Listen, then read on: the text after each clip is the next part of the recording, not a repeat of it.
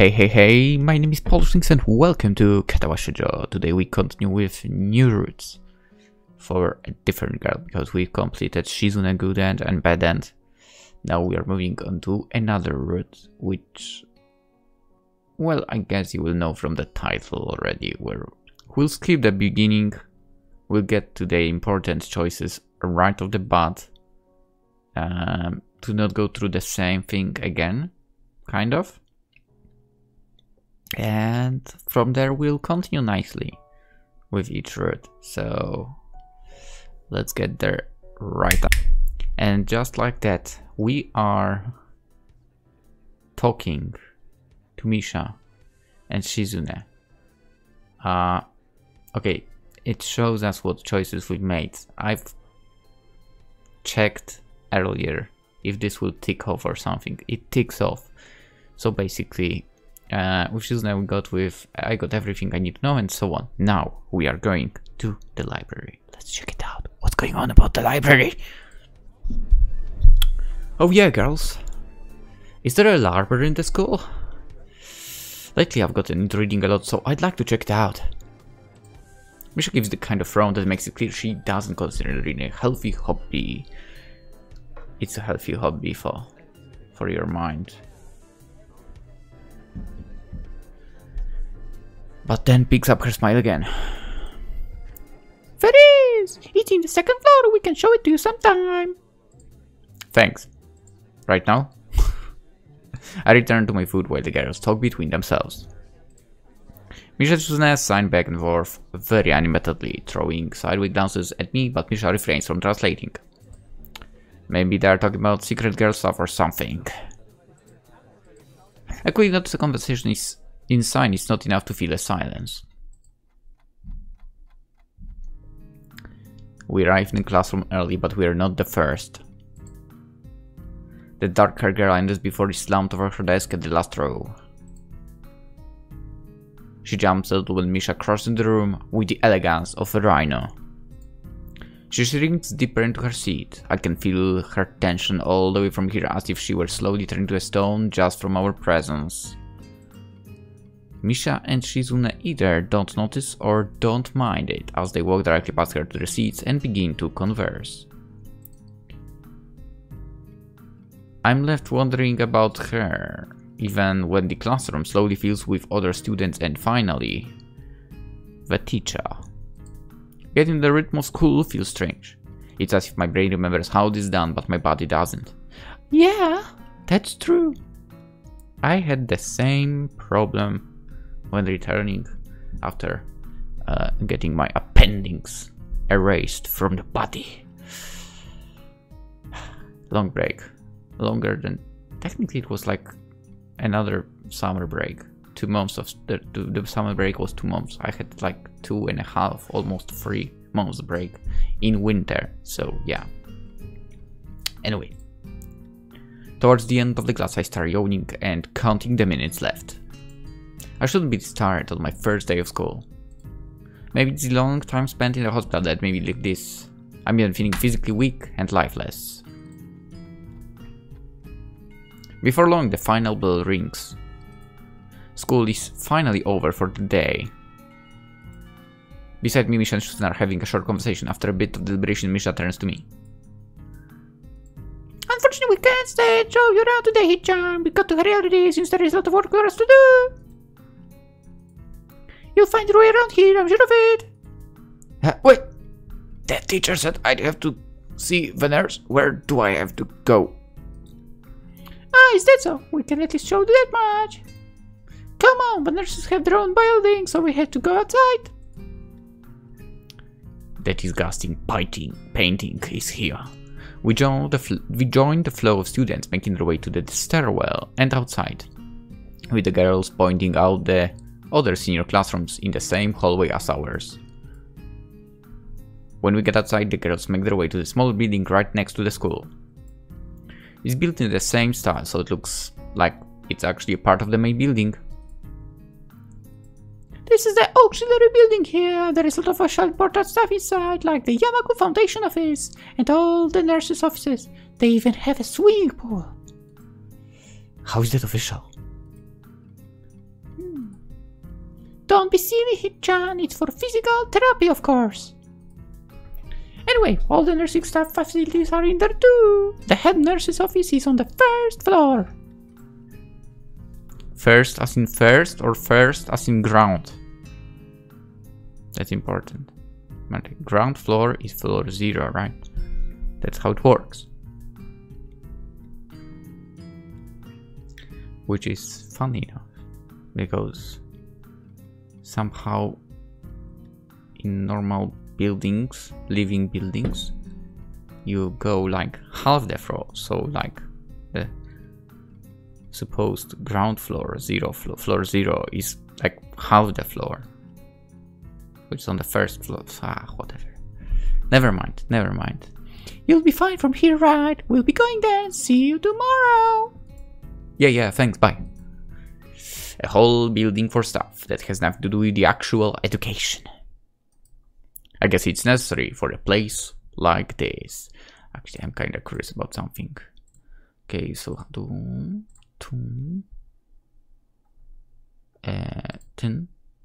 Oh, interesting. I'm looking at the choices for others and... Okay, so over here it's differently. Interesting. Oh, I understand why this choice would be good for rinse route. Yeah, because you just you strike at the point. Okay. You get to the point. Okay, I understand. Anyway, I guess it's necessary for a place like this. So I feel like rinse route will be for the end. I walk in hoping that this really will be only a quick visit, like the teacher said. On a white door, on the left, is a green cross with the text Head Nurse and a nameplate. A voice from the inside responds to my knock almost immediately, but I can't quite make it out.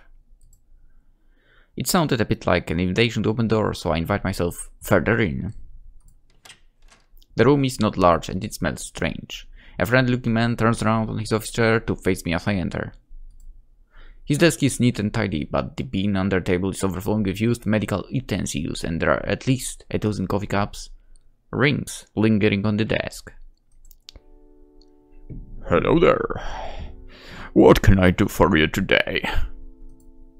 He's young and sort of rugged, but the dimples in his cheeks wash that impression away when he smiles.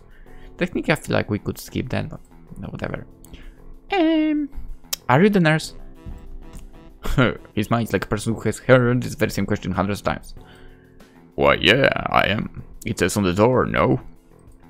You can call me by my name or just the nurse, like everyone else. Of course, I shake my confusion, realizing I probably should grab his extended hand. Phew. His handshake is rather firm and friendly. Right. I'm a new student, and my homeroom teacher told me to come and meet you. My name is Hisao Nakai. His eyes light up with revelation. He snaps fingers. Oh, you're that Nakai. I'll just ring your phone in the morning. Some kind of chronic arrhythmia-related congenital heart muscle deficiency, right? He gestures me to sit down in a vacant armchair in front of his desk. Yeah. Good. Not really. Well, you've probably been briefed about the school fall enough, so I'll just go over this quickly. We have all kinds of facilities available, mostly physical therapy and such. There is always someone from my staff around, even at night, so never hesitate to call us if there is a problem. The famous 24-hour nursing staff. Wow, it's like a hospital. Well, not exactly. For instance, we don't do brain surgery here. His joke feels so out of place that I'm left thinking, why he even said it? Yeah. Just that it's really weird to have so many medical people at the school. You'll get used to it.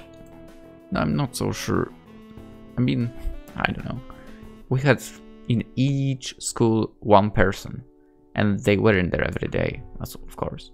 Anyway, I'm not so sure about that myself, but I don't let the nurse know it.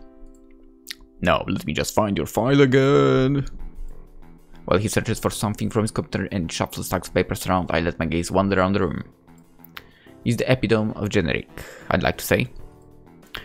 beige walls and ceiling, dark grey laminate flooring, and all the equipment you'd expect from a school nurse's office. Even the ridiculous educational posters are hanging on all 4 walls, reminding me to eat properly, 3 times a day and from all the food groups. Smiling, the nurse draws a thick file from a stack of similarly thick files and opens it. So, you already have medication for the arrhythmia. Just remember to take your pills every morning and evening or it won't be much help. Apart from that, do you do any sports? Or stuff like, I don't know, boxing? He grins to small joke, but I don't. And do I look like someone who does boxing? No, I don't. Let's face it, I don't. Well, I played soccer occasionally with some classmates. Alright, I'm afraid I'm going to have to recommend you refrain from doing that, at least for the time being. Oh! My lack of reaction makes him raise an eyebrow, but really, I'm not too bothered by him forbidding me to kick ball around. I mean, he said occasionally, with his friends, not something, you know, serious. I guess I never did out of burning passion for the sport, just to have something to do completely differently to me, and I already explained this in episode 2 or 3? Probably 2, whatever. Of Season S Return. Any kind of concussion might be very dangerous to your heart, and risking another attack is not a good idea. Was the previous one caused as sudden concussion to the chest area? There is no mention of the cause in your papers. Not exactly, no, not exactly. I sidestepped the question acceptably and he glanced at me over his papers, with a more serious expression on his face. Still, you need to keep your body healthy, so some exercise would do you good. We have physical therapy and such available as I said, but I don't think you will need such heavy measures. Just get some light exercise, regularly.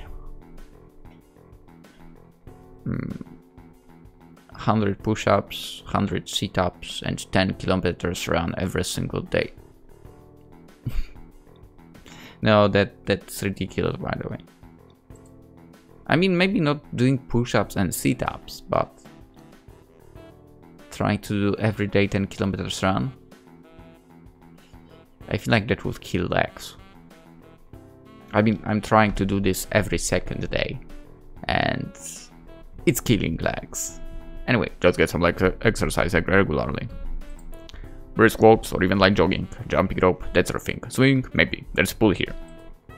So I was told. You were? Very good. At any rate, I'm sure you've been told this before, you just need to take care of not to overexert yourself. He wags finger to emphasize the point. No need really, I've heard this 1,000 times already. Absolutely no unnecessary risks. Take care of yourself. Okay. He goes over my papers one more time and sets them on the desk, obviously content. Good, that's it. Then, come meet me if you ever need something. I'm ushered out before I even realized. And quick visit, indeed. I end up standing in front of the main building at the auxiliary building, although to my eyes they still look one and the same. It's the first real look I get at the other students. I watch people coming out of school going towards the gate of the dorms. Everyone seems to know where they are going. I have no idea. And I still keep thinking that most of them don't look too special for being students at a special school. Then again, neither do I. Does that make me one of them? One of us. I should go somewhere too, to prevent me from getting lost. It's around dinner time, but I feel tired instead of hungry. The weariness in me only grows as I trudge towards the dorm, settled way apart from the main building complex. There's a garden of sorts between the school and the dorms, shrubbery, flowers, and that overbearing smell of fresh cut grass that fills the atmosphere. It downs my tired mind that the smell feels novel because I haven't been outside at all for so long. The dorm building is big and made of red brick, like the others. It feels way too pompous for what it is, so I push forward going inside. Can we just appreciate right now that someone, you know, changes this lovely CG with time? And, you know, it shows Rin's work. Anyway, it takes more time than necessary to fish out the key I was given from my pocket. Room 119. Despite the ornate exterior, the inside of the room is fairly new, functional and boring. Just like in the main building, the halls and doors are wide to accommodate wheelchairs. The same goes for the elevators at the ends of the hallways. I poke my head around the corner of the common room door. Inside, a few students are watching the television. One nods and gives a quick hello before turning back to the TV. Seems that only the girls around here are sociable. I suppose that's perfectly fine with me. I climb the stairs to the upper floor. Here, small corridors branch off from the main hallway. Each of these minor halls seem to have a toilet and shower as well as 4 rooms. About hallway down the hall I spy room 119. The nameplates on the room adjacent to mine are blank. I guess there are just 2 of us here. Light shines from below the door of room 117, so I knock lightly. Hello? Is anyone home? From inside I hear a few movements, then the clicking of way more locks than I thought these doors had. After a moment the door squeaks open. Bespectacled. God damn it. Bespectacled. Exactly. Probably. Boy is standing in the doorway. He's looking at me very intently through his extremely thick eyeglasses. Who is it? Blind? No. At least not completely. Why would he have eyeglasses if he was? He leans closer to me until our noses are almost touching. His breath stinks of garlic. Hisao Nakai. I'm moving into the next room. I thought I should introduce my... His face suddenly brightens in realization, and he stands back upright, thrusting his hand out in smiling greeting, almost straight to my diaphragm. Oh, sup dude? The name is Kenji. Hi. I take Kenji's sweaty hand and shake it, still a little rattled by the sudden change of attitude and vehement welcome. There were some suspicious looking people going in and out of your room earlier. Probably my parents. Your parents, you sure? Cause they could have been some other people too. You can't judge a book by its cover. You just judge them for his out of place proverb is left hanging between us awkwardly as I try to think of some way to respond. I'd say the chances are high enough. He shudders and makes some exaggerated hand gesture. You're a brave man, Hisao. Me, I doubt I could trust the chances. The only one I trust is myself. Doesn't mean I shouldn't get to know you either. He thinks about this for a while. A wise decision. Damn, you're smarter than you look. Probably. What do you look like? I hope not smart. He squints his eyes and leans closer again, but I lean backwards to dodge it. Never mind, it doesn't matter. With that, he turns, fumbles around for a moment in search of the door handle, and shuts the door behind him. I slide the key into the lock of the door, marked 119. Bleak beige walls, white linen, a desk made of some type of light wood, ugly curtains, but not as ugly as the painting from the main school building. It's no one's room, impersonal, like my hospital room was. Technically, probably could make it more personal, right? My bugs are sitting at the foot of my bed, looking a lot emptier than they did this morning. The closet is still open, stocked with my clothes. Also, it seems that there are a number of school uniforms hanging there as well. A note is pinned to the sleeve of one of the shirts. Hi, Hichan. You've untucked your things and made your bed. They said that if these don't fit, then you should go to the office tomorrow. If you have any problems, you can always call us. Love, Mom, and Dot. Well, at least I don't have to worry about unpacking. I kind of hope I would have. Then there will be something to do. It's still too early. I put the note down on the desktop and lie down on the bed, feeling drained. Lying there makes me want to read something, but I have nothing with me. I wonder if the hospital conditioned me for wanting to read whenever I have nothing to do. The restless urge just keeps growing until I have to stand up. Maybe it's stress or something. I was pretty nervous about it before coming and for the entire day to do. I still am, I think. Damn, I have to distract myself somehow so I won't be this unnatural all the time. Tomorrow, I'll go borrow some books from the library. Yeah, I'll do that. But for now,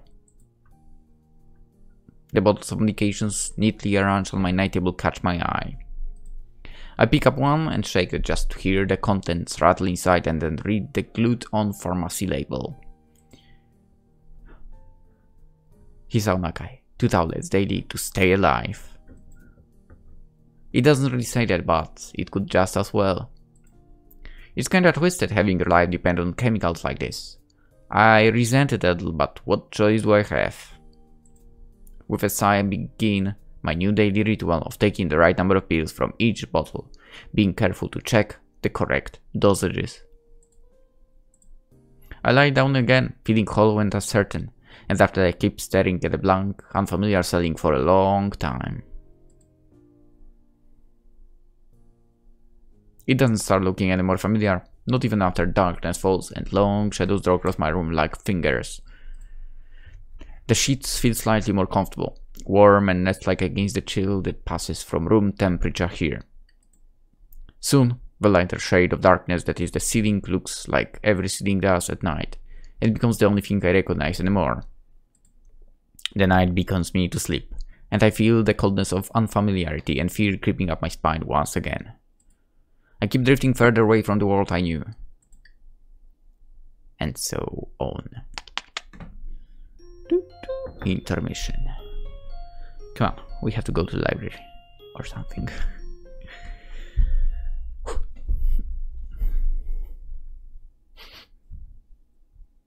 I wake up in a strange room.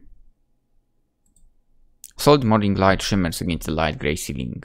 I'd forgotten to draw the curtains closed last night. This is my room, hasn't it? My room. This is the third room this year that I'm supposed to call mine. Various things around here remind me that indeed, it's me who is supposed to be the one living here. My back's on the floor, my new school books on the desk, my numerous medications on the night table. I stare at the bottles for a moment, deliberating until I open a bottle, shake out the pill, and pop out the tablet from a foil sheet. I down them with a chaser of water without thinking about the chemistry. My uniforms are in the closet. I sling out from under the sheets and stretch my back before dressing up. Putting on a new school uniform feels like dressing in someone else's clothes. The artificial smell of a generic detergent invades my nose, but the feeling of the fresh cloth against my back is a good one, a natural one. It feels like a school uniform, as it should. It's not much different from what I used to wear before. That goes for other things too. So far this place seems more or less like a normal school. Except for the people. I think back to my talk with Kenji yesterday, Misha's constant laughter, and Shizune's sweeping sign language gestures. Well, I've only met 3 students so far. Maybe they aren't that normal, but I'm sure others are. Or perhaps people like them are what passes for normal around here. Yeah, what does pass for normal around here? What do people do? I didn't see a lot of kids hanging around after class yesterday, so maybe there are clubs. If so, I wonder if I should join one. All through the class, the question remains on my mind, so I decided to ask Shizune about it when we split into groups. After all, she did say if I had anything I wanted to know, I should ask her. She crosses her arms and shifts her gaze slowly to Misha, who looks more preoccupied with trying to grin the razor of her pencil down so that the top is perfectly and evenly flat. Sorry, Shi-chan. Is there something you wanted from me? Oh, I see. That's a good question, Shi-chan. My first thought is that means. She doesn't know, which is worrying. Maybe I'm being too negative. Well, anyway, Misha, please. Please don't prove me right. Oh, that's right, everyone is encouraged to join the club. A lot of people do so because there isn't really anything else to do. There are also school events, like the festival coming up in a few days. Almost every student at school tends to help out with it, doing whatever. Help out doing whatever. Now it makes sense, you know, because they were doing whatever they wanted. So, you actually transferred in a busy time. Maybe you can help out too? Sure. What's the festival about? Misha freezes. I don't know, Hichan. The truth is a local event and I'm not from this area, so... She starts signing desperately to Shizune, asking her to bail her out. Shizune adjusts her glasses at the end of an oddly grandula flourish and starts signing hard and heavy. Oh. Who cares? Misha puffs out her chest as she shouts Shizune words out with a disproportionate amount of pride. Too loud. I can see heads turning to look in our direction. Not so loud! Human beings evolve with each new generation. The ideals and beliefs behind the festival will inevitably change with time. Now it's about delicious fried food and amusing little games that you play to win prizes. The teacher clears his throat very loudly, butting his long wooden pointer against his other palm like a button. He shoots a pointed gaze at us. Fine, not seeing where we are. Misha stifles a yelp and quickly quiets down. Shizune doesn't seem impressed at all for brushing it off without a care. We are in the middle of class and should start working. That's right, Hichan. What? That's right, Hichan. Are you asking because you're interested in joining our club? It could have been my eyes playing tricks on me, but I think I saw a suspicious glance exchange between them. Millstone resolved to change. Avoid dusted every other word. Anyway. Yeah, I was thinking about it. Misha and Susan look at each other again. Yeah, don't even think about it. I'm about to ask what they have in mind when something dark flutters in my peripheral vision, catching my attention. Out of the corner of her eye, I see a girl with a long dark hair get up from her desk and slip silently towards the door. It doesn't seem like she was working in a group, and no one seems to notice her but me. I glance at the teacher, who's also looking at the dark-haired girl go. Why doesn't he say anything? Hichan, is something wrong? Do I look as uneasy as I feel? Or was Misha looking at me looking at after the girl who left? No, nothing. No. Now the creepy expression is back. Okay, well, like we were asking, you don't have plans for lunch today, do you? I do. I thought I would go to the library and pick up some books. Not really. Damn it. Do you want to have lunch together then? No. Sure. Yay! Wow, okay, just perfect. I did not want to. No. I did not want to do that. Why would I want to go? Hello? Yo? Okay. We didn't want to go there. We wanted to go to the library. The rest of class passes uneventfully. The girl with the long hair never came back.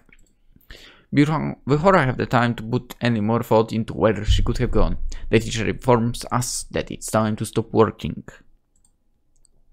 Shizune looks more than annoyed that we only just barely managed to finish all our work on time. I'm just glad to finish it at all. It's not a contest or anything. Let's not forget, everything for her is a contest. You, mister, just don't know that yet. Yeah, it is, Hichan. Impossible. Really? Really. I've done this before, but it's kind of funny how Misha is always moving her hands and signing not only everything she says, but what anyone else is saying at any given time.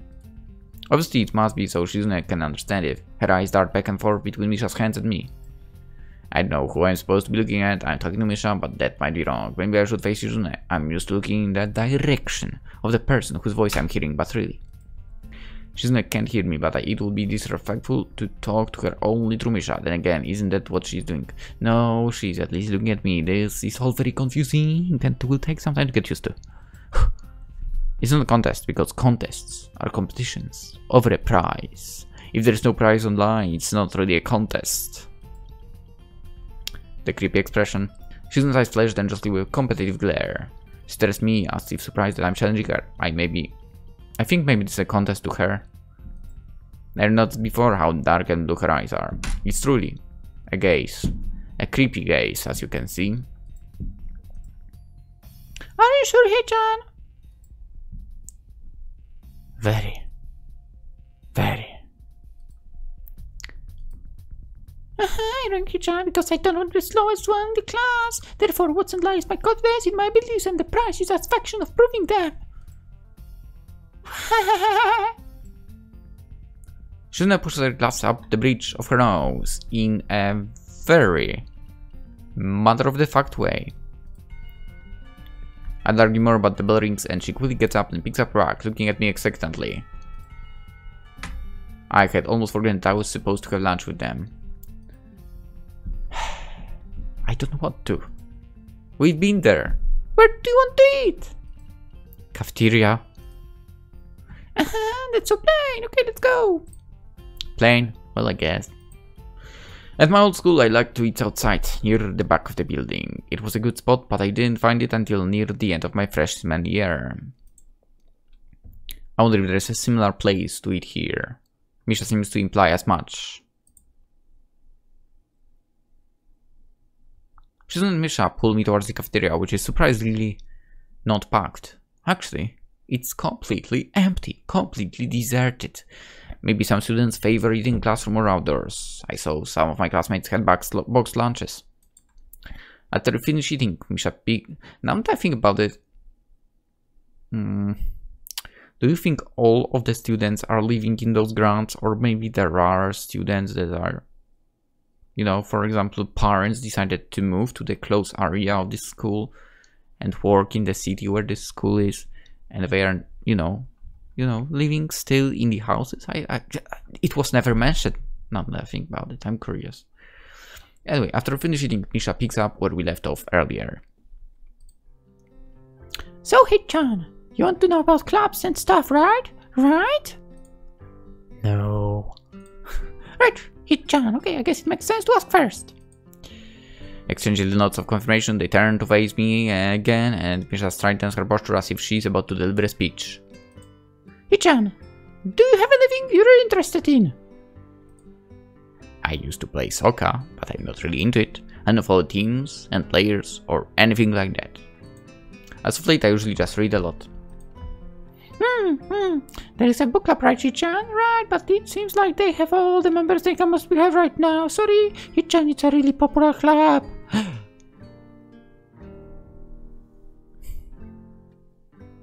You know what? I mean, I didn't know previously. Now we kind of know a little bit. I'm guessing, but I think Lilly and Hanako might be in that club. And those two witches are saying it's really popular, it's overpacked, you can't join. This is the first moment when they are, yeah, we are going to get the rope, get it around his legs, around his hands, and slave him to the student council. Not happening this time. Okay, but more to the point, Hei-chan, does this mean that you don't have anything already in mind? Not really. Good, great, that's great, Hei-chan, really great. Why is it so great? No reason. Well, Hei-chan, other than the clubs and the upcoming festival, there is one other thing. Student council. I see. I know the school had that. That was a very melodramatic setup for just to tell me that. I'm pretty sure the two of them know this because Shizune looks a little embarrassed about it and Misha is laughing. Shizune quickly retakes control of the discussion. In a manner of speaking, after all, it's still Misha who has to voice whatever she says. Right, Hichan, maybe you should join the student council. They could use more people. Yes, definitely. You should definitely join. Why? Well, for one, we could hang out every day, Hichan. Hichan and I are both in the student council.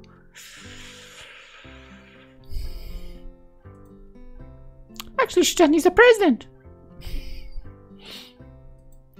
I'm starting to get the suspicion that those two might not exactly be the most unbiased people talk about this.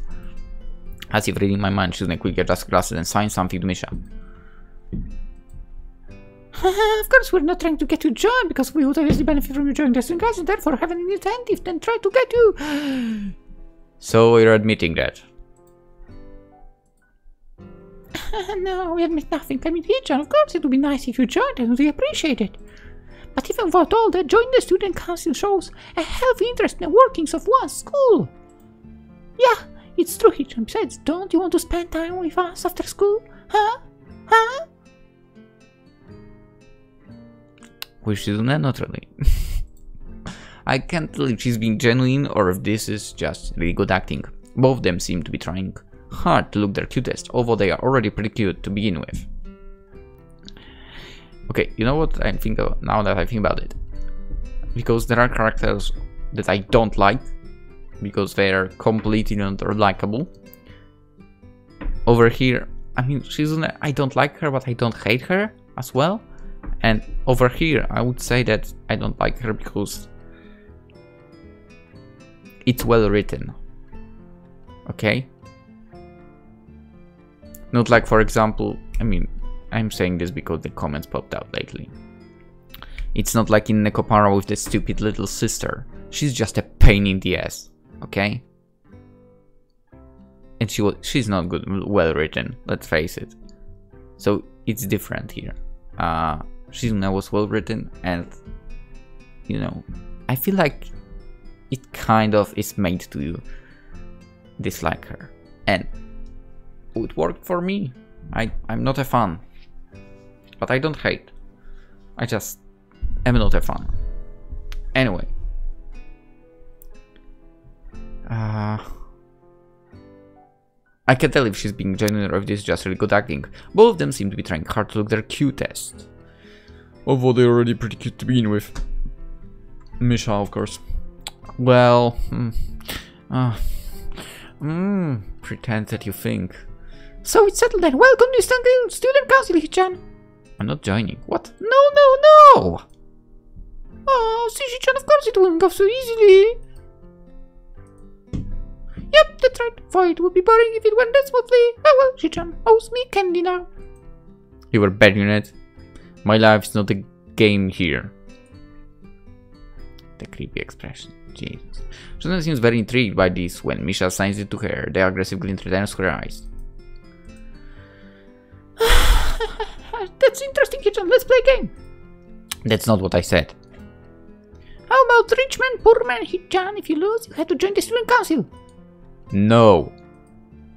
Why not?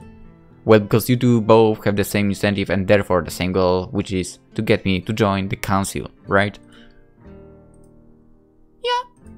Yeah, that is my goal. But what this means is that both you can team up and I'll be at clear disadvantage, so I will have to decline. Hichan, I'm very offended that I saying you to trust us and that we would pull something so this ingenious. That makes me sad. Sorry. It's hard to tell where Shizune's influence ends and Misha's thoughts begin. In order to atone for hurting the young girl's feelings, you should definitely join the student council. No. How about the game of paper football instead of rich man, poor man? Paper football?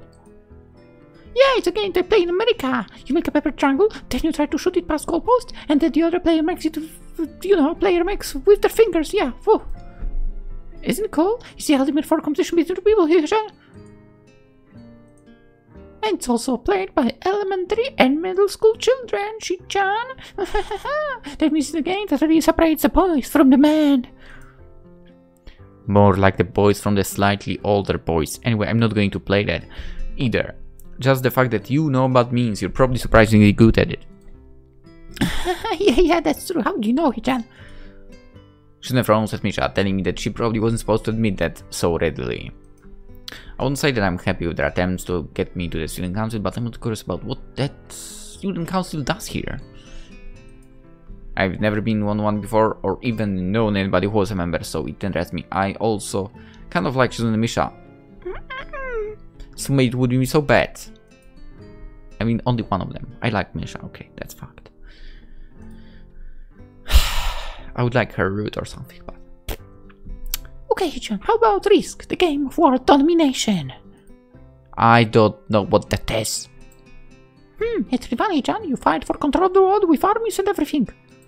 Sounds like Shizune would be good at it. If you want to play, we can after school.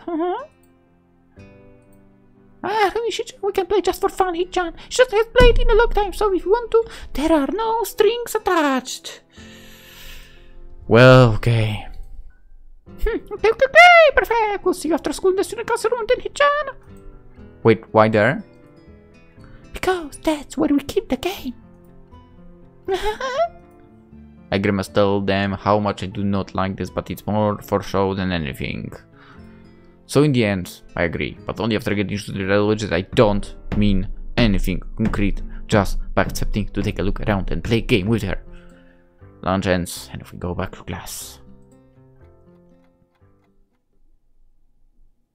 During afternoon class, the long-haired girl comes back and sits down in her seat without word. Again, no one seems to notice, or if they do, no one says anything. I want to ask Misha about it, but I don't want to be nosy. After school, those two quickly find me by the first floor lobby and latch onto me, covering each flank in case I'm meant to escape. I feel a little offended, but I'd been considering it. Nevertheless, I'm a bit disturbed that enough people have made a break for it in the past that they're under guard. What's with the escort? This doesn't make me feel very comfortable. In fact, it makes me feel a little like a dangerous prisoner being transported to his cell. What's wrong, Chan? That's right, we're just going to play a game of Risk, remember? I don't know, Misha, this seems a little sinister to me. I start thinking that when we sit down to play the game, they'll tie me down, torture me until we agree to join the student council. It's already happened. You just don't know. Well, that's highly unlikely, but still. For some reason, it just seems like it would be so plausible. If you know Shizune's root, that would happen. That's possible. There is a certain sin where that happens. I won't get into the details. Check the route. Getting the student council room is as simple as turning 2 corners from where we started. What? That's it? This makes you guys being so on top of me as a little silly. That's not true, Hichan. She just said that when their life is threatened, people have shown the capability to pull off superhuman bursts of speed. Life is threatened. Her expression are changing, which assigns something amusingly to Shizune, who makes a baffling face and puts her hands behind her back, looking pleased with herself. Misha feigns deafness and hums cheerily. Stop it. I know you heard me. You have no excuse, unlike the other one. Shizune opens the door to the student council room. It's a very plain, sparsely decorated room, although it is quite large, maybe even a little larger than a classroom.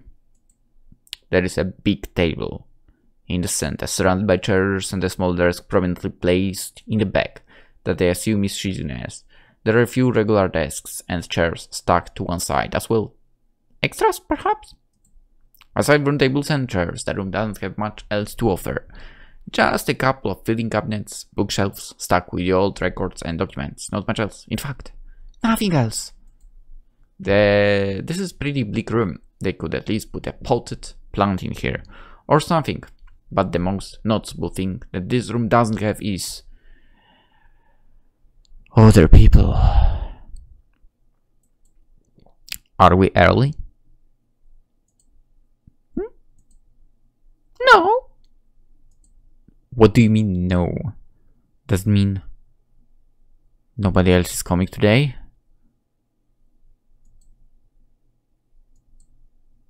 Yes, that's right. Before I manage to ask why that's the case, Shizune claps her hands together very energetically. Hichan, let's play Risk. Come on, you promised, didn't you? You have to.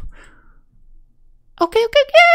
Do you want to know the rules? We can explain to you while we set everything up. While Misha is talking, Shizune takes out what looks like a board game from behind one of the filing cabinets and throws it on the table. Actually, this looks kind of interesting. After Misha spends a little too long for her liking running through the basics with a somewhat vague and confusing tutorial, Shizune cuts in and declares the game has started with decisive motion, slicing her arm to the air. Shizune's aggressiveness is rubbing off onto me. I start feeling more competitive and I intended to be when I agreed to this. Wouldn't happen to me. Halfway into the game, while trying to ponder how to defend against her assault, Shizune's assault, from two fronts, she breaks my concentration by drumming her fingers on the table to get my attention. Hichan wants you to know that you are taking too long to make a move. She doesn't say that she will let you keep Australia if you agree to join the student council. I thought this was a game with no strings attached. Just the fact that she would dangle it over my head as an offer means that she knows I care about the outcome of this game. And anyway, no. She's a man with fighting spirit and would be a benevolent dictator who will spare you people if you agree to join the student council. You're so competitive, I will not say what I wanted to say. She seems to take this as a compliment. I would expect the student council president to be a little more magnanimous. Magnanimous what? She doesn't even seem to know what the word means or how it's signed, so she pulls out a piece of paper and writes it for Shizune, who in return signs it back to Misha. Misha presses her index finger against her temples as trying to physically imprint the word into her memory. Suddenly, Shizune pulls a freaking creepy expression and flurry of gestures. Misha looks daunted by the pace of her heated signing. Wait, please, slow down, Hichan. She says you're going to lose. Tell her I'll crush her world empire with my rebellion. Okay. Those eyes of hers shine with a childlike mischief. I don't care, it's a creepy expression. She says you have no chance if you keep playing like this. No, you won't. Okay, kids. We'll do it differently this time. Why did I say okay, kids? What the freak? Funnily enough, people that watch those videos are not kids. I mean, all of the videos basically, I would say. I can quickly check, I don't remember, but I think if I remember correctly, it was really under 5% audience, not advanced. Let's go lifetime, so from the very beginning. Let's click audience, and the kids or teenagers, 3.2% only. That's right. The rest are 18 plus. Wonderful. I have nothing to complain about here, right? That's great. Okay, it's not like we are skipping anything now anyway. Let's go. It's a trap. It's smart to play. Let's go. Let's see what this is about. It's likely that she's just trying to psych me out. Looking at the board again, I have a pretty good defense setup, and I'm not going to rock it doing something reckless. A few turns later, I lose the game anyway. She adjusts her glasses victoriously and allows herself tentatively pump a fist in the air in celebration. Hichan lost when you allowed me to take the North America. I don't want North America. Hichan, not me. Getting control of that is ambitious because it provides a 5 army bonus, but you can attack it from 3 fronts, so you must defend them all. I thought you'd have more guts. How disappointing. Ambition, Hichan. Your play needs to be more daring. Ambition. I don't give a damn. I was really excited when you took South America, but then you switched to play defense just because you gained a small advantage. That's no good, Hichan. Wow, she's so annoying. I mean, Shizuna, because that's Shizuna basically being translated, but... You didn't take enough risks, and when you did, you didn't follow through. That's terrible, Hichan. Dang, what's it to her if I played carefully? There is no need to rub it in my face. I wonder if you'd even be any good for the student council. What's this? Reverse psychology? I guess I don't have to worry about joining or not in that case. Give you up just like that. I expected more of you. Seriously, is she trying to tell me to join the student council? It's annoying as always when it comes to her. Besides, I don't even want to join. It's only my second day. I can't make that kind of commitment. I haven't even taken a look at any other clubs yet, and those two, they are a little weird. Fine, I'll consider, but I won't take a look at the clubs before I decide. And I won't join, don't worry. Unless I have no other choice in this game. So I hope I have. Really, Hichan? You're not just saying that to make us feel better. I honestly couldn't care less about that now. After that route. Yeah, I'm just not sure what I want to do. Look, she's angry. I don't care. Okay, Hichan, but we're not going to give up so easily. You said maybe. There is still a chance you will come around. No. Come on, we could really have fun. We could play more Risk, and maybe one day you could beat me unless we graduate before that. That doesn't make me feel any less reluctant about joining, you know. Surely you could. Surely you're not that horrible at board games. Maybe we can play a game, you know, then to give you handicap.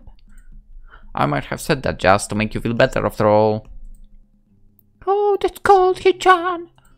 I take a glance at the clock on the wall and realize I've spent far longer playing Risk than I expected.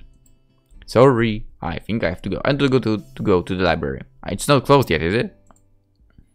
Shizuna scratched her head and gestures at Misha. How hard can it be to determine whether the library is open? There is a clock right there on the wall. It should be unless the librarian is absent. I think you're right, Hichan. We think the library is open. It's on the second floor. Can't miss it. Do you want us to show you what it is? No, thanks. It's okay. See you tomorrow in the classroom. Bye-bye. Ugh. One flight of stairs up and I run into the problems. The second floor hallway is a carbon copy of the third floor one. Wide, of course, and plain, like only hallways can be.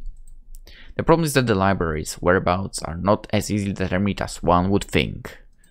The classrooms are marked with signs stating which class they belong to, but then there's a plethora of other unmarked rooms. Is the library one of them, or just somewhere down the hallway? I bet on the latter and choose my direction at random. After I turn the corner, another door draws my attention because it's not closed. It's not open either, therefore. Just barely ajar so that I can see it's open, and nothing else. It would make sense for the library door to be invitingly open while this one is not quite there. It's good enough. At the very least, it means that someone is inside and I can ask for directions, no matter how embarrassing that is.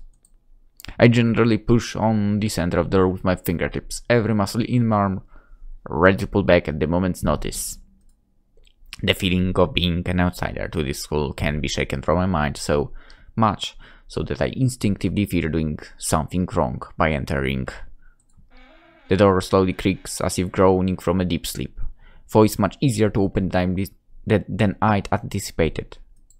Leaning over and poking my head over ever further inside to gain sight of the room as fast as possible, the meek "hello" on my lips is quickly snatched away. There she is. This is not as I was expecting. I mean, mindlessly let the door open to its full extent, taking the sight of the solitary figure taking center stage in the otherwise abandoned room. The situation steals my voice, leaving me standing at the doorway staring at a beautiful girl. Evidently, having taken her time to assess the situation, the girl gently puts down her teacup and opens her eyes but doesn't look at me. Hello there. May I help you? Staring directly in front of herself, the movements of her lips seem to break the silence rather than the words. However, it's the soft, measured voice that reminds me of being separate from the room itself. Not only is she likely the tallest girl I've ever laid eyes on, but even among the foreigners I've met, she's strikingly distinct. Hi. Sorry for intruding, I was just kind of lost. She takes a moment to formulate a response for speaking. Every action she takes feels as if it's carefully choreographed beforehand. Care to take a seat? Unexpected, considering that I'm intruding upon her. Thanks. I slowly step towards another seat above her, the girl resting the teacup and saucer on the wooden table in between. The way she doesn't track my movements with her head is telling that, and the slight cloudiness to her eyes means she must be at least partially blind like Kenji. Come to think of it, her voice doesn't have any detectable accent either. I guess she must be half Japanese. As I take my seat, her composure takes me slightly off guard. Her air of relaxed confidence makes the silence entirely comfortable. The calming atmosphere is so very different from the student council office. I take it that you are a new student to Yamaku. Oh yeah, I just transferred in yesterday. I get the distinct feeling my speech patterns don't match the formality of hers, accentuated by her restrained bow of greeting.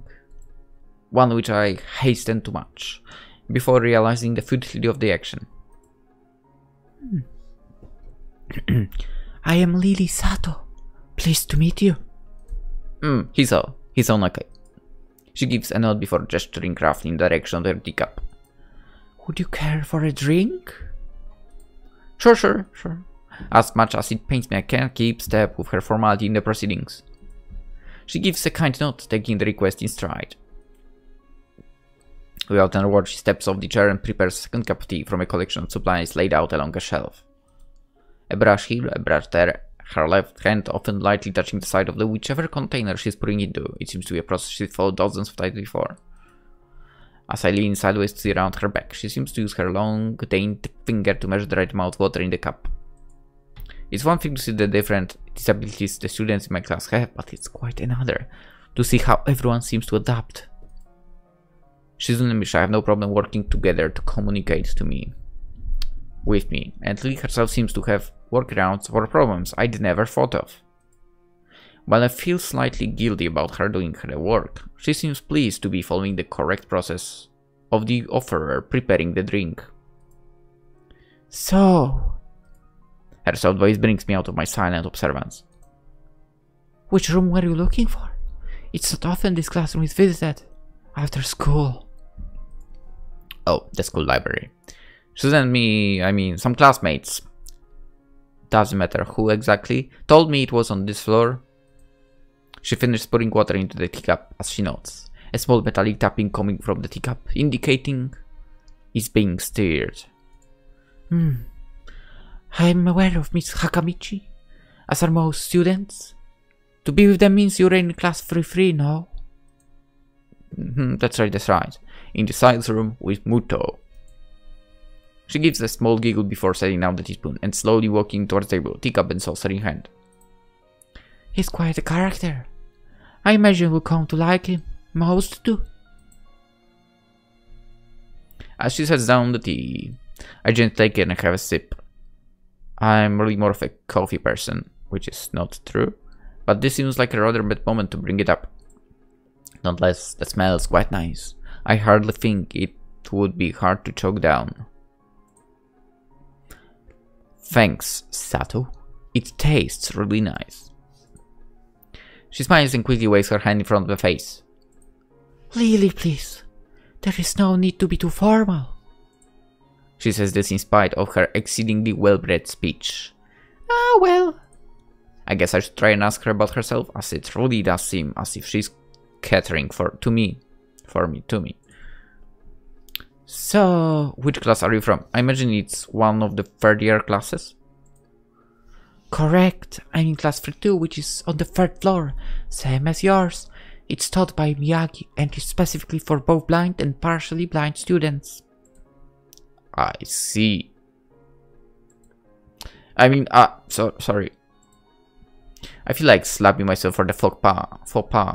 I actually, how is it freaking spelled? Faux pas. Fringe. Faux pas. Faux pas. Faux pas. Faux pas. No one likes French, let's face it. Looking at her face, for she doesn't seem in the least bit put off by it. My, there is no need to change your speech on my account. I mean, outside of France, of course. I feel like no one likes the sound of it, to be honest. At least I don't know anyone who would like the sound of it. And I don't really know anyone who would learn it. Yeah. Like, I know people who learned, well, obviously English, but also Deutsch. Japanese, yes, there was one person at university. I knew someone who learned Spanish. That's about it. Anyway, sure. Sorry. I guess I'm really showing my newness here. An environment like this would be a big change, so I can't fault you for it. While the same can be said for everyone, many have come to terms with their conditions. A category which would include her, it seems. All to ready to jump ship from this particular topic, I seg into another. Another thing I noticed right now, what she just said. I think I know who is that person who's not capable to, come to the terms with that. Anyway, do you come here to drink tea often? It's a really nice place. Think on it, this might be her version of the place behind my school that I like to have lunch at. I come here fairly often during lunch times. My duties as class representative don't leave enough time for an official club, so a friend and I use this room for having tea. Class representative, huh? Compared to Shizune, her manners seem to be almost completely opposite. Like a decent human being, basically. While Shizune is blunt and fiercely driven and annoying, Lilly seems relaxed and calm. Exactly. Almost aloof. Come to think of it, she might be useful for a less biased view of the school's clubs. What kinds of clubs are there to join?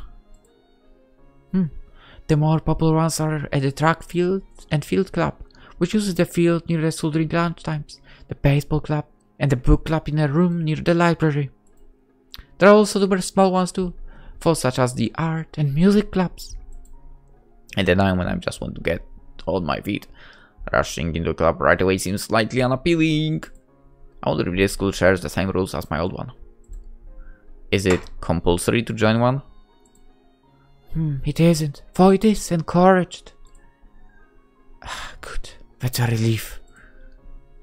I really let down my guard around this girl to let such a thing slip out. The fact seems to slightly amuse her. Not wanting my tea to get cold, I finally start drinking it as Lilly does the same. As I look over to the window over her shoulder, I notice the light coming. I really hope we won't have to join the student council. It would be kind of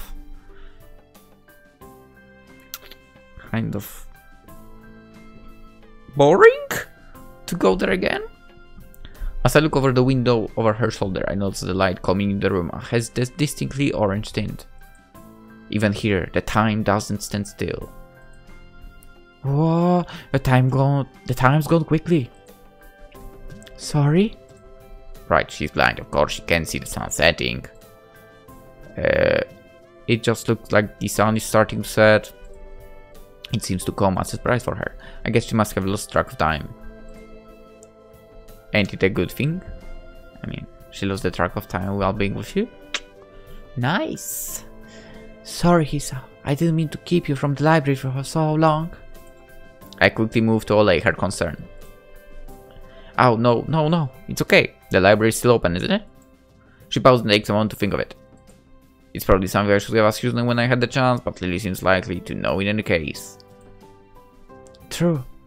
It's open until 6:30 during weekdays. A quick glance at my watch confirms. I have well enough time to get there. I might get going in that case. It's been nice talking with you, Lilly. She smiles and gives a deep nod, her hands still neatly folded on the table in front of her. It was my pleasure. Oh, come to think of it, shall I show you to where the library is? I couldn't possibly ask for more help. I should be able to find it all right, yeah. Well, unless my navigational skills fail me. Which they seem to have a habit of doing. It's alright. I was going to be talking to the librarian there in any case. I could introduce you. This gets better and better. It's pretty hard to deny her offer. If you're sure, then that would be great. Thanks. As she stands up to follow me, she takes hold of straight, retractable cane that had slipped in the handle of her bag on the floor. Compared to the cane the boy in my class had, Lilly's looks much thinner and longer. His might be for support, whereas Lilly's is for navigation. Together we leave the peaceful room and enter the empty hallway on the way to the library. Side by side, my pace carefully slowed to match hers. We slowly walk through the hallway. It doesn't take long for us to arrive at the door to the worn-looking room, apparently situated in the center of the floor, rather than either wing. Ladies first. She gives an appreciative smile and the gesture, taking the lead as we file in. To the left is the wooden library counter, with the library proper being on the right. It easily dwarfs my old school library with the distinct smell of old books, giving the place an almost old-world air. There don't seem to be a lot of students here. Considering the time, it isn't a big surprise. Everyone's probably either in the school grounds or the dorms and what the... What's up, doggo? The dog woke up. Yuko, are you here? She says it to a thin air since the librarian doesn't seem to be present, and of course Lee can see this. What's unexpected is that it draws a reaction. Something from under the counter toots against it, followed by a quiet wail.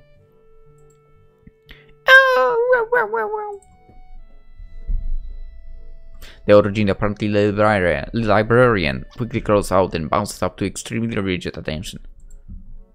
Hi Lilly, how can I help you? Her voice is strained in a failing attempt to sound casual, and she's rubbing the back of her head. Good afternoon.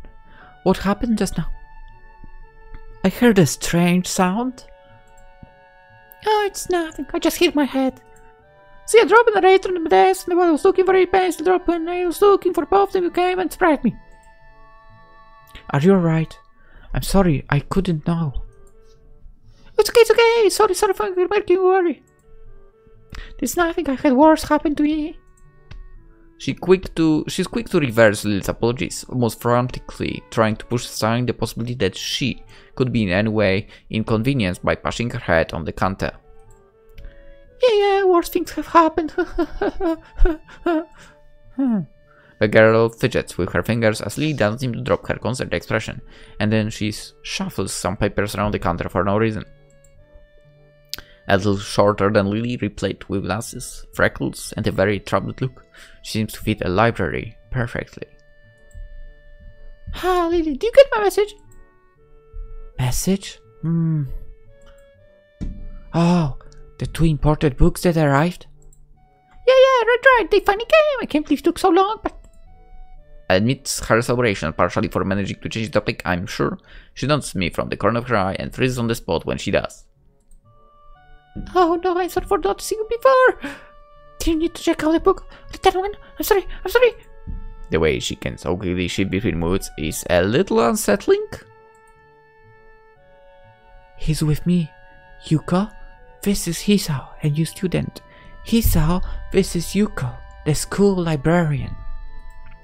Pleased to meet ya. Hisao, right, Hisao. Pleased to meet you too, Hisao. For a second, she visibly attempts to engrave the name on her mind so she won't forget. Yuka often arranges to import foreign books in Braille for me. Would you like to tell Hisao a little something about the library? This innocent suggestion is met with an expression of object terror. Please, Lilly, I can't know what he could be interested in. This too much responsibility. How it's any responsibility at all, I don't get, but her objections is so sincere. I don't doubt for a second that she would rather disembowel herself on the spot than tell me where the light novels are. But... So... there are a lot of books in Braille here?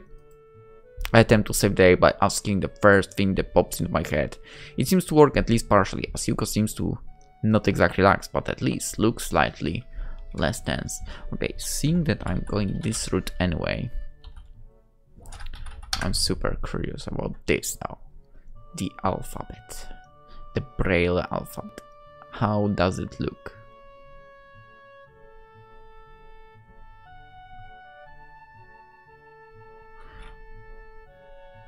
Okay, so for letters, there are like 6 dots.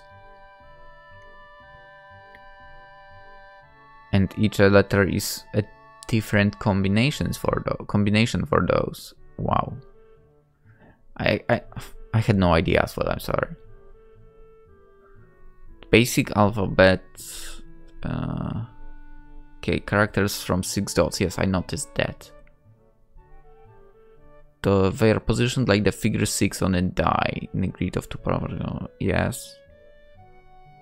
Okay, yes, you can make 64 different configurations. Interesting.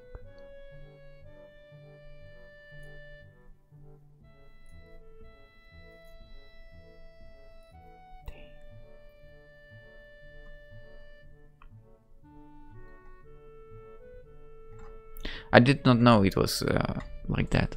Now I know. It's... Hey, learning with games. Nice. I did not read this line, I think, right? I attempt to save the day by asking the first thing that pops in my head. It seems to work at least partially, as Yuko seems to not exactly relax, but at least look slightly less tense. Well, I think about a third or fourth of Yamaku's library is either in Braille or audio. Makes sense, given all the blind students that be here. If it's only that, how come this library is so big in the first place? Well, we get a lot of new books regularly because the library is adequately endowed, that's probably why. They spend more on new books than on my salary, and then I have to organize and shelf all of them.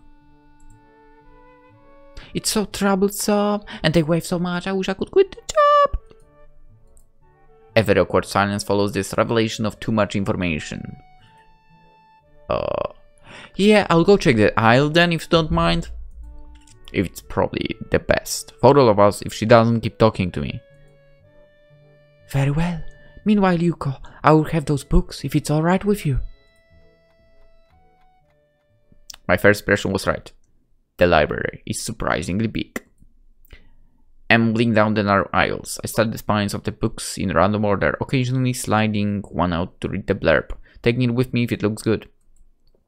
In a few moments, I have a respectable stack of books in my arms. I guess I will never be stuck for choice in here. The normality of the library sinks in. Sure, there are large print and braille books scattered throughout, but it is what it is. A library.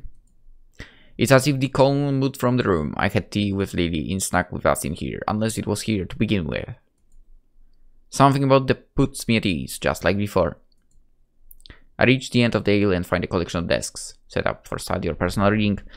Going a little further through, I discover a nice quiet corner at the back, which the rest of the library has the odd student sitting at the desk either reading or stealthily sleeping. The back is pretty much deserted. Is it when we meet? I'm not sure. As I glance around, I see someone who I recognize sitting on one of the several beanbags. Yeah, this is where we meet. Where? Okay. Is the dark-haired girl from my class, the one who snuck out to the classroom earlier. She's reading a book, keeping it close to her face, which makes her look like she's really into it. From the way she was acting today, I had her pegged as more of a delinquent than a bookworm. No, I didn't. In fact, her mysterious disappearance from the class raises all sorts of whys in my head. Intrigue, float slowly but surely towards the surface, and before I know it, I'm walking towards the mysterious long-haired girl. I guess there is no harm in introducing myself as I would with anyone else. She's a classmate after all. Walking over to another beanbag, I take a seat and lay my books beside it. The girl starts, looking scaredly up at me from underneath her fringe. This is the first time I've seen her this close, underneath her long, dense bangs. I can see that part of her face, at least a third, if not a half, is pretty badly scarred. My eyes are immediately drawn to her scars, subconsciously peeking past her hair until they meet her own eyes. For a second I'm shocked and divert my eyes to the book in her hands, before I realize that looking away probably only makes it worse. It takes too many seconds to look at myself and remember what I woke up to her for. Oh. Safe! Okay. First of all, let's guess. I'm new here, we're in the same class. I'm sorry, I didn't mean to startle you. Okay, my guess is the first option still. Let's see. Introduce yourself. Hi, I'm new here. Hisao Nakai. We're in the same class. I just transferred here the other day. Maybe you don't remember? I did a self-introduction too. The girl still doesn't say a word, but simply stared at me wide-eyed. I'm still getting used to the place, so I'm trying to meet as many people as I can. So, what's your name? Hanako. Her speech is stuttering and so quiet that it is barely audible, even in the library. Somehow I think that my delinquent impression of her was wrong. Very wrong. Hanako, so, what you reading? A book. She gently lifts the book backwards so they can read the title, at the same time hiding her face behind it. She must have noticed me staring before. Life of P. I've never heard before. What's about? A boy and a tiger. On a boat. I can see this taking some time. Sounds interesting. Is it any good? She nods from behind the book, but stays silent. She looks kinda tense, a bit like you earlier, but in a different way. More like petrified with terror, I'd say. So the mystery delinquent girl turned out to be anything but, and she's quivering in a way that makes it look like she's mortally afraid of me. The only way out of this, as far as I can tell, is to try to get a normal conversation going. Is it a library book? I'm looking for new ones to read, but there is just so many. No, it's mine. Oh, so do you come here often? A huge blast threats on Hanako's face and her eyes widened for larger than I thought it was possible for eyes to do. Uh-oh! Did she interpret my attempt at small talk as a feeble attempt to pick her up? I mean, I didn't mean like that. Hi. Hi. I've got to see. Without warning, Hanako takes off and runs towards the counter. Her hair-like takeoff catches me off guard, so off guard that I don't manage to go after her until she has a good head start. By the time I reach the counter, she's nowhere to be seen. Lee and Yuko are happily dragging away. Knowing that I won't be able to catch Hanako myself, I approach the girls. Hey, did you see, notice a girl run past here? Maybe. What'd she look like? Long dark hair, kinda shy, she had, well, some scars on her face. You wouldn't be talking about Hanako, would you? Yeah, that's her. I saw her reading it, tried to talk to her, but I think I scared her off or something. Oh dear. Yuko, would you excuse me? I had better try and find her. Sure, I'll just hold on to this until you come back. Oh, what's going on? I'm sorry, but I will have to explain it to you some other time. Right, I'll see you later then. Lilly hastily grabs her cane and hurries out of the library, leaving me alone with Yuko. I don't think I'll ever get the hang of this place. Did I do something wrong? What did you do? Nothing. I just talked to her. Tried to get to know her. Didn't even manage to get started. Yuka sighs and looks awfully bothered, even more so than she did before. I guess you weren't wrong so much as tactless. Tactless? That girl is a bit of a special case. It's like she never really talks to anyone. Isn't that a bit strange? I wonder just how she is, I think. Yuko doesn't sound all that convincing. Then again, maybe this is just the norm around here. Everyone has their own problems, or else they wouldn't be here. Perhaps I was being a little tactless after all. But how should I deal with these people? Forcing myself to act overly casually only makes me feel phony. Like I was supposed to be ignoring the elephant in the room. Yuko fidgets, looking like she wants to say something to that, but resisted. I think it's an elephant only if you feel that way. I guess she doesn't have a good sense of self-restraint. It makes smile and she blushes heavily. What did that sound stupid? No. It sounded really wise. I guess you're right. It's more about me than anyone else. Neither of us has anything to add, so Yuko feeds the silence by shuffling some papers around. People who have papers on the desk really like doing that. Did you find any books? I should be closing soon. I mean, this library should be closing, but I have to do it. I hope that's not too inconvenient for you. No, yeah. I want some books, but I left them over there because I'll just go get them. I fetched my books. Stack of books from inside the beanbags where Hanako and I were sitting and returned to the counter. Wow, you read a lot, don't ya? I surprised myself with that too, honestly. At least, when I really think about it. I had a lot of free time earlier this year, so I just kind of started reading books to fill the time. I couldn't do much else. I see. But she doesn't say anything else and just checks out my books for me. I guess this is what they call tact. Holding the library books with one arm, I troll my pocket for the key to the door. A sudden sound from behind startles me, making me nearly drop the books I'm carrying or the key that I almost managed to get into the lock. Who is it? I turn around to see who is talking to me. It's Kenji. He seems to be in a friendly mood, although the light glinting of his glasses in the dark gives him a sinister look. Just me. Face makes him pause and lick his lips nervously. Who's me? I know anyone called me. Are you some new guy again? His voice is suddenly strained and quick. Yes, but we've met before. Yesterday? I don't think so. I would remember someone who I met only yesterday. When was that? What day is it today? I tried to ignore him. Is he joking or what? Prove that we've met before. You lived across the hall. You're Kenji. Kenji jumps back, his eyes filled with an uncomprehending fear. How do you know my name? Then this can only mean one of two things. Either we have met and you're telling the truth, and I just can't remember, or you are a spy. He pauses. A psychic spy. His eyes dart around me, trying to peek into my room, although it's hard to believe he can see anything through these thick glasses. His mood swung from friendly to maniac in less than a minute. I'm not a psychic. How do I know that? I'm not a mind reader. Kenji points a finger in my face, damningly. Unlike you. Stop that, man. We met yesterday. What's wrong with you? I live in this room. Lies. If you think you can pass as Hisao because I'm legally blind, you are sorely mistaken. You don't even look like him. I mean, resembles real slim. Maybe distant, but who do you think you're kidding?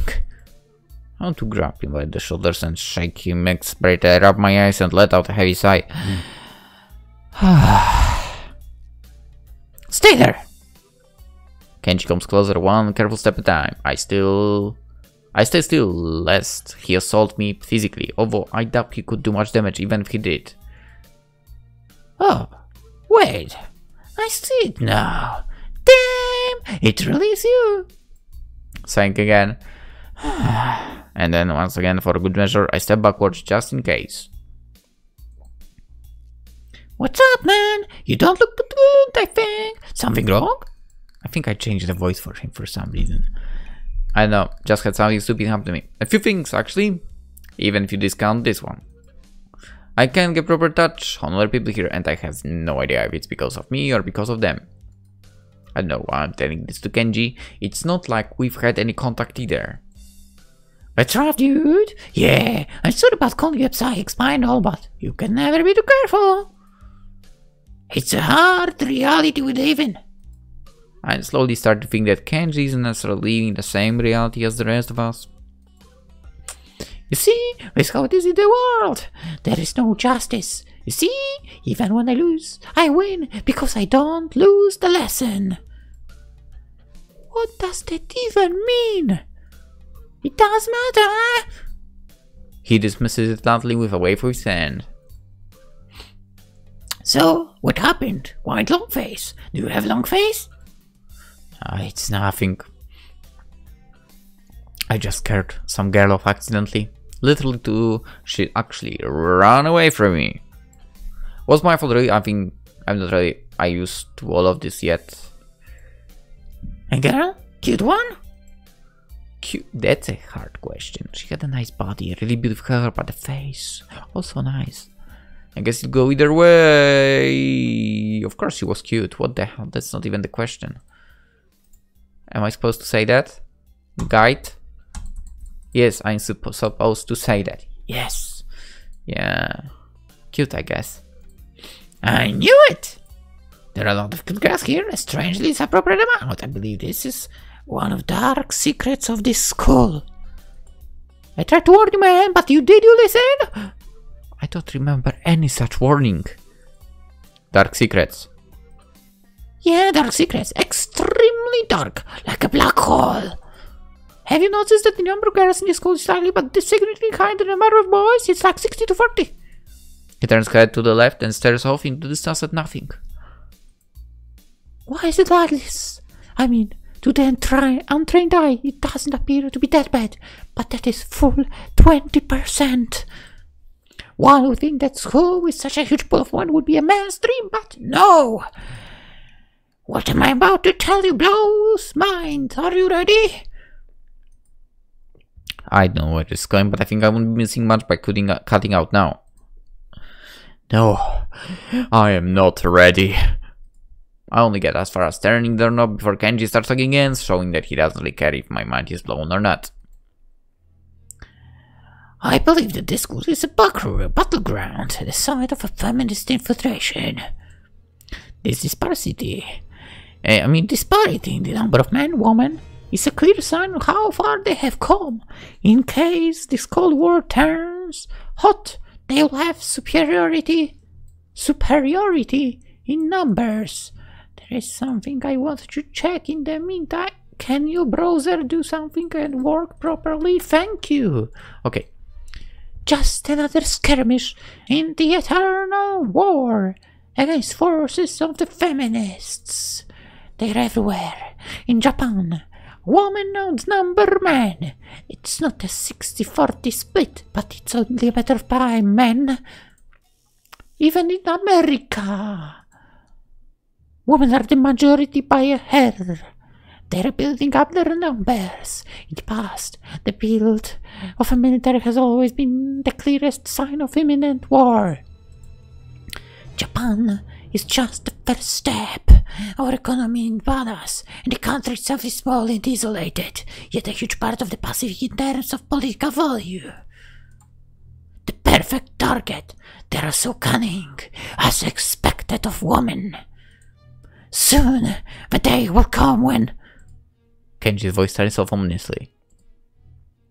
That is why you can trust them. They will string you along. And then kill you. Just as they killed me. You will end up just like me. Oh, hello? I can't stop myself from blurting this out.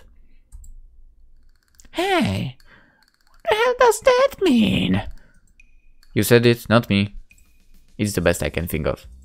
So, you're not supposed to say something like that. Damn, so rude. Where was I? Oh, yeah. Vast feminist conspiracy. Stop. I lost your way back there somewhere around feminist infiltration. Too hard to follow. It's cool. I have some graphs and stuff in my room. And puppets. You like puppets? No puppets. You don't like puppets? Okay. Graphs are still cool for, right? Actually, yes. Graphs are yes. He speaks, energetically responding almost before I'm done talking, moving his hands in an animated way as he continues to rant on. This is so strange. I had him pegged as relatively normal, but it's clear that I was wrong. Something on your mind, dude? Just think about what it's like to be last sane man in an insane world. Kenji frowns, looking deeply upset. You mean that's you? That can't be because I'm the last sane man in the insane world. That is my dream. You can't just steal a man's dream. What the hell, man? There can't be two last sane men. It would invalidate that whole last part. And that part is kind of important. There can only be one. Like in that foreign movie where there could only be one. And in the end there is only one dude left because that was the point. I have never seen anyone talk so heatedly and so defensively about absolutely nothing before. Anyway, if you wait here, I can get my graphs. I also have a list of other dark and complex conspiracies that this school holds as tangled us. Quick, finish my analogy for me. Be a pal. Yeah, I'm going to go to bed now. It's extremely late. Actually, I'll have to do this too. It's after 3 AM. I was supposed to work out as well. I didn't. Freak.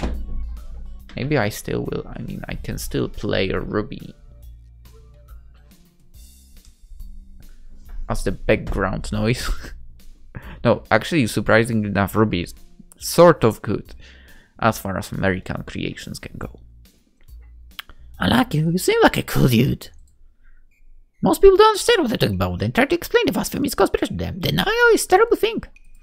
Later. He claps me on the back and then vanishes into his room as quickly and quietly as it's like he didn't open the door, but instead walked right through it like a ghost. I don't know if I can fully digest what just happened, so I give up and just go to my room, kicking off my shoes before falling face first into the bed. It takes me some time to relax and get up so I can get started on homework. It's because the sheets are so cool and comforting against my cheeks and it feels good just lying there with my eyes closed. This school is like some kind of bizarre and surreal island. It is isolated on top of a mountain and each person is stranger than the last. I just can't seem to fit in. What an irony. One would think that fitting in a place that's made for people who are unfit for anyone else would be easy. Maybe I'm trying too hard. Although I say that it doesn't help take the edge off and the words are left echoing off my empty walls. I guess it's not as bad as I expected for this place. Well, it's more a school and less a hospital pretending it's a school than I thought it would be. If nothing else, the scenery is beautiful. I open one eye, seeing that school books and walls of pills arranged side by side on my desktop. Maybe this place is too much like a normal school after all. Okay. That's a freakishly long introduction to the next route. Hope you enjoyed. We'll continue tomorrow, of course. Hope to see you in the next episode. Lilly's route will continue. Of course, we are after the good ending first. Then the supposed neutral. So yeah. For now, hope you enjoyed, as I said, and see you tomorrow. Have a wonderful day or a very pleasant night. Bye-bye. Why am I saying this in a weird voice? Like, bye-bye, guys. It should be like that. See ya.